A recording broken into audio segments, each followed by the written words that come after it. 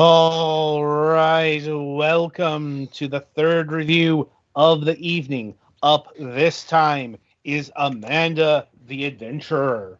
Join Amanda and her pal Wooly on a series of adventures as they explore and learn about our wonderful world.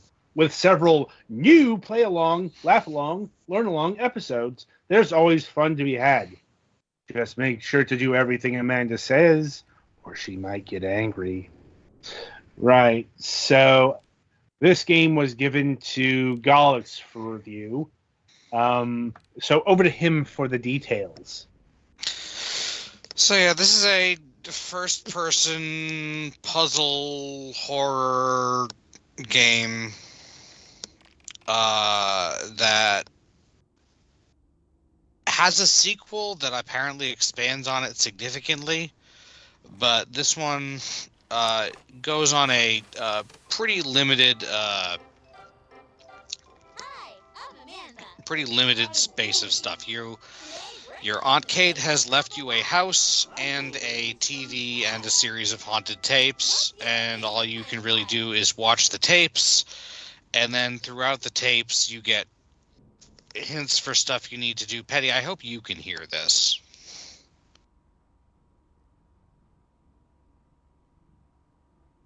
What am I supposed to be able to hear?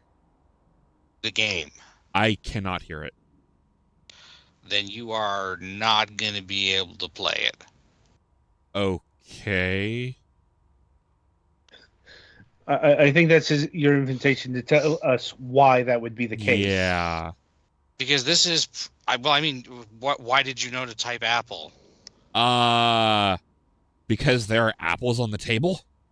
Okay. That was a context clue, and yeah, so, the haunted tapes are tapes of a child's show. Oh no, there are subtitles, so that helps. There's some audio stuff that gets janky. Sorry. It's fine.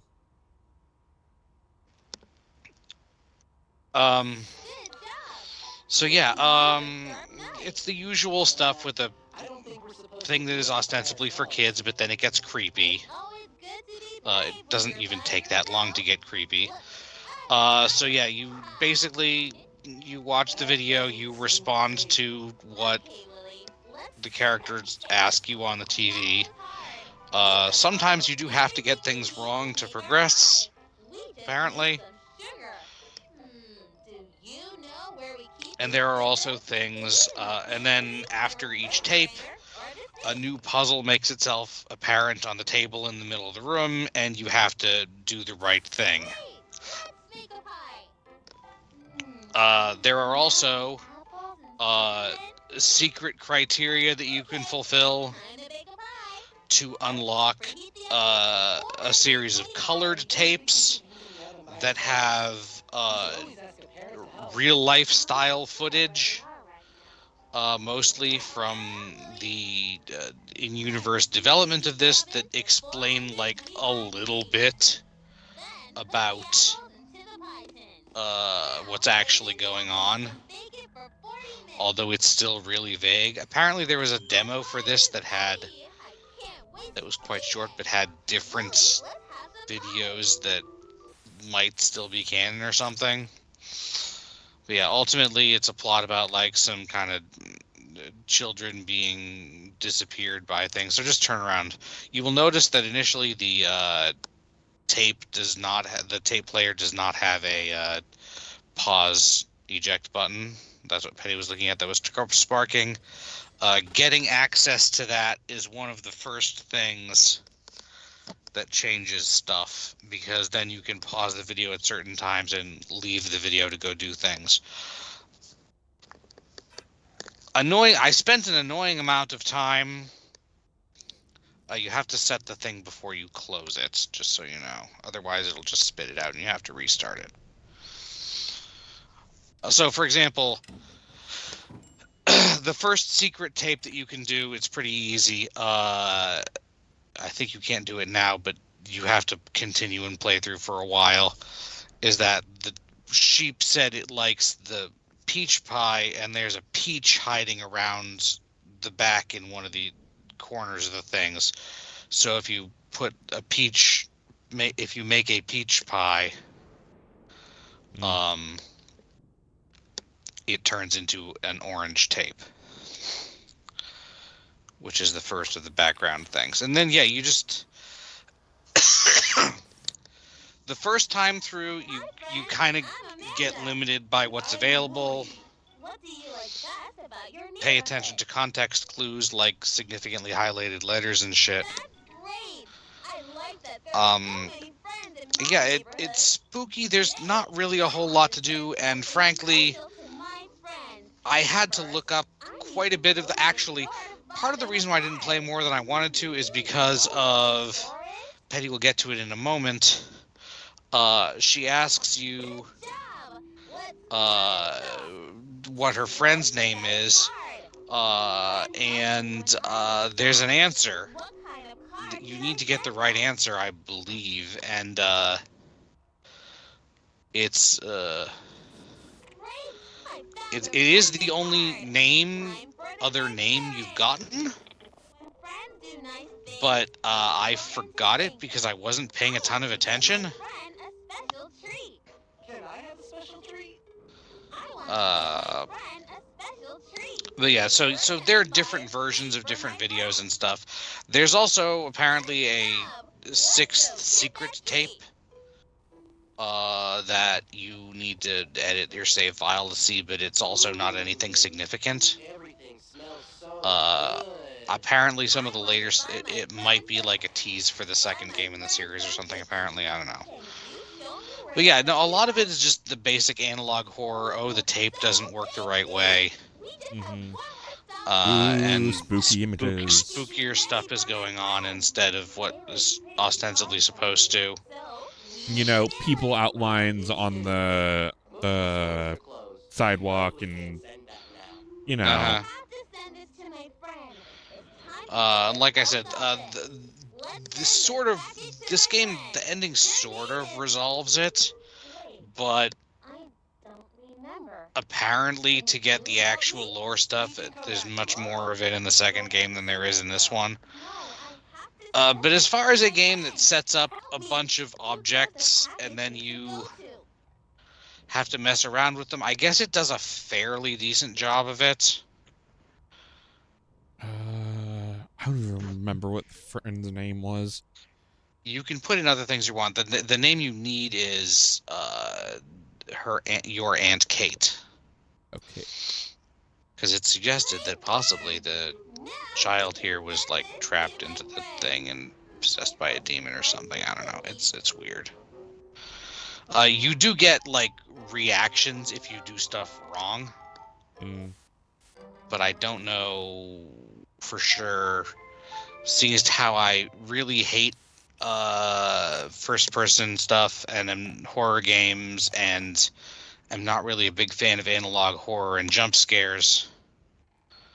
I played for a bit, but then I mostly watched a playthrough because the gameplay on this is very simple point and click.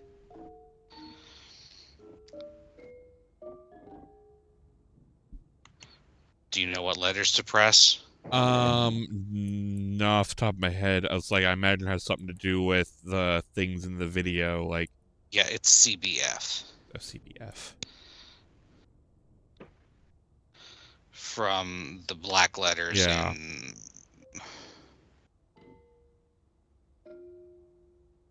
That wasn't B, that was A sharp. Oh.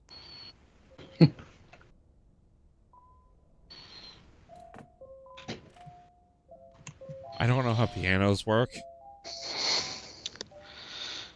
Yeah, well, that's actually... So, when I resized the window on this, it changed the mouse sensitivity to be super low. That's the peach you need to make a peach pie. But I think you can't do that now because the pie plate is gone. Your place objects interaction, when it's not snapping an object directly into a place that it's designated to go, is really anemic, which if you screw up a puzzle even a little bit, Like, if you mess up the pie puzzle, it kind of shoots the pie. It kind of shoots the stuff back out. But you still need to get the pie plate right side up to put a fruit in it. Hmm. Which isn't... You can just walk around and mess around with stuff outside of the required order, but you can't really solve much. Like, you can put the plants in water to make the plants grow. You can look at the locks, but you have to kind of see the stuff. You have to... I think if you look up the codes, you can do them early, but there's a lot of codes for the locks and stuff. This one's a pain in the ass because you have to remember all of the different times that show up in here and then set all of the matching clocks. Yeah, I'm. In the... It's kind of a pain, but they did a pretty good job with the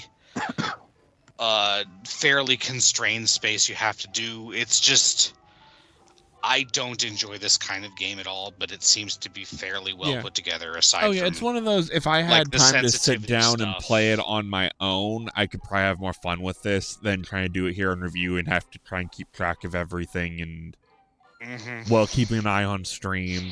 Yeah, there are guides available on Steam and stuff. If you even just one that gives you like a hint of what numbers you need for stuff. Yeah, there's some mystery YouTubers and stuff who would probably enjoy dissecting this a lot more than we would enjoy playing it. And it gives you, if you're playing it with some other people, you can come up with your ideas for the lore and stuff, which again is expanded further in the sequel that we're not reviewing, and I won't play unless I have to, frankly, because I don't enjoy this kind of game.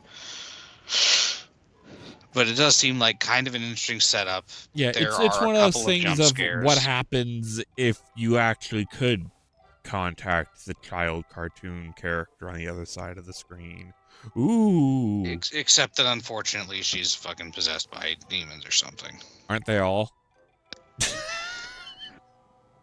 I think Dora the Explorer is just possessed by Spanish or else possessed by English. I don't know, though. Or both. She is bilingual. That's clearly the thing that this is most clearly it's closely imitating, but... Straight up the CGI Dora the Explorer thing that came out. Yeah, it's basically that. So yeah, the voice acting is actually pretty good. The graphics... when they're trying to be good and realistic, they're decent, but some of the stuff for is a large part of it my is liking. Huh? Some of the stuff is a little bit too much shine for my liking. Like, it's a little too shiny. In the real world? Yeah, the real world stuff's a little too shiny for my liking. I think the fruits are supposed to be plastic fruits. Yeah. But it's pretty good. Though a lot of it is, intentionally VHS quality recording of early era CGI cartoon. Yeah. Apparently, in universe, the cartoon is from like the early 2000s. Yeah, late 90s, early 2000s era children programming.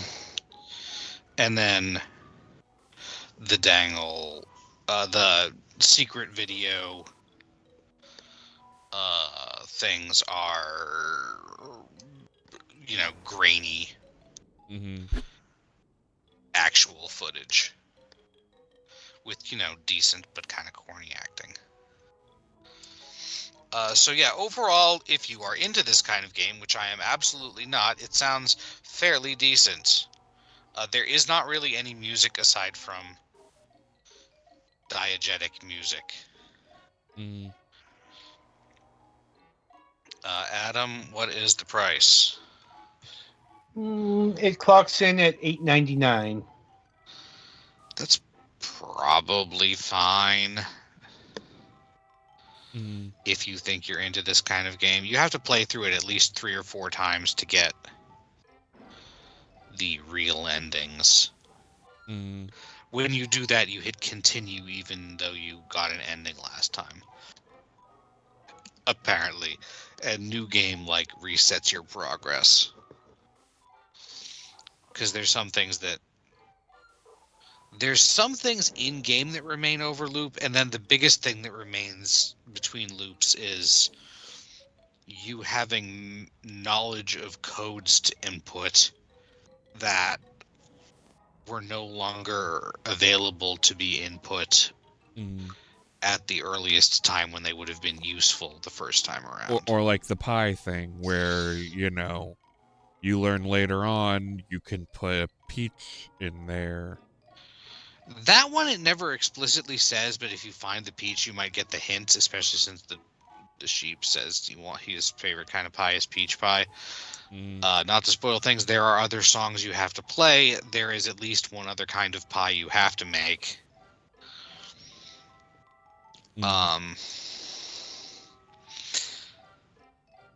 I guess trigger warning for small animal death, both virtual and real. I mean, real in the sense of, like, in the real world of the game, not in, like, real life or the real life footage. Yeah. But no, I'm guessing no animals were actually harmed in the making of this game, so on and so forth. And it's not like it's super graphic, just if you get turned off by that kind of thing. Yeah. The implied threat of animal psychological violence. Horror, gore, that kind of thing. So yeah, generally as positive of a review as I can give to something that I extremely did not enjoy. Right. Because I think it did a pretty good job at what it was trying to do. Just what that is repellent to me. Yeah. And I think that's about all I really have to say.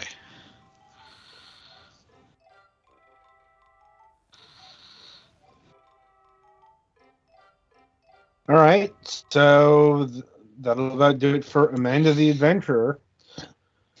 Be sure to tune in after the break as we review Neo Harbor Rescue Squad.